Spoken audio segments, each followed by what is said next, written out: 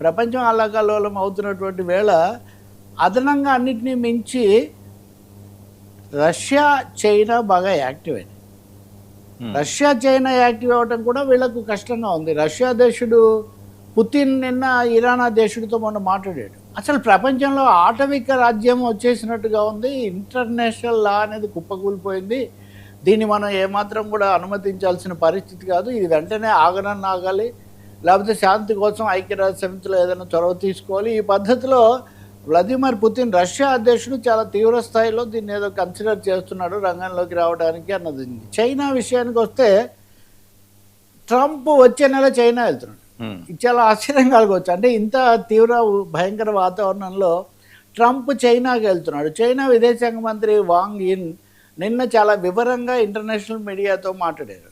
ఆయన అక్కడ చాలా స్పష్టంగా చెప్పింది ఏమంటే, ఇప్పుడు ఈ యుద్ధం ఇలా జరిగి ఉండకూడదు, ఇది షుడ్ నాట్ హ్యావ్ హ్యాపెండ్, అసలు వచ్చి ఉండకూడదు, దీన్ని వెంటనే ఆపడం తప్ప ఇంకొక మార్గం ఏం లేదు, వెంటనే దీన్ని ఆపేసేయాలి, శాంతితోనే వీటిని పరిష్కారం చేసుకోవాలి, ఇంకెవరు కూడా ఇప్పుడు ప్రపంచాన్ని యుద్ధాలతో ఆయుధాలతో లోబర్చుకోలేరు అని ఆయన చాలా గట్టిగా చెప్పాడు. అయితే చైనా ఉండాల్సినంత కఠినంగా ఉండలేదు, ఎందుకంటే ట్రంప్ వెళ్ళేదాకా కొంచెం అలా ఉంటారు. కానీ అదే సమయంలో ఇంకొక థీరీ, ప్రపంచంలో 2 థీరీస్ ఉన్నాయి చైనా అమెరికాల గురించి.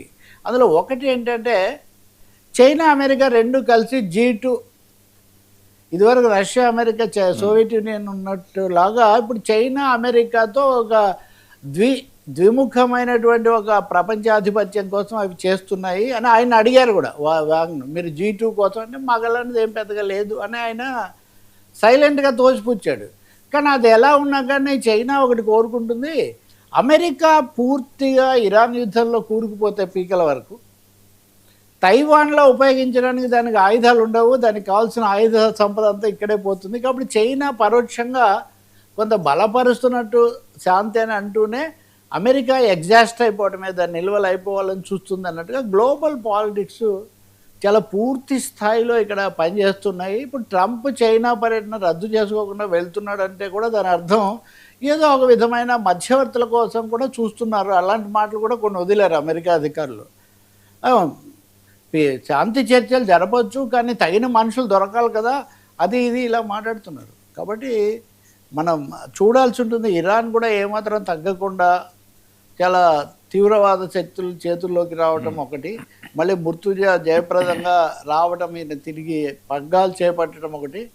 వీటన్నిటి రీత్యా ఇరాన్ ప్రతిఘటన అనండి, ప్రతీకారం అనండి తీవ్రం అవ్వచ్చు. ప్రపంచం కూడా, మిగిలిన ప్రపంచం కూడా కొంత ఆందోళన చెందుతుంది. ట్రంప్ మాట ఇజ్రాయెల్ వినడం లేదు, ఇజ్రాయెల్ మాట ఇంకా వాళ్ళ సైన్యం వింటుందో లేదో తెలియదు. కాబట్టి ఇది ఎక్కడికో పోకుండా ఆపాలి అని. సో ఇందులో చైనా రష్యా కూడా ఇంకా చొరవ తీసుకునే అవకాశం చాలా కనిపిస్తుంది. ఓకే సార్, అమరావతి మహాలేడి ఇండియా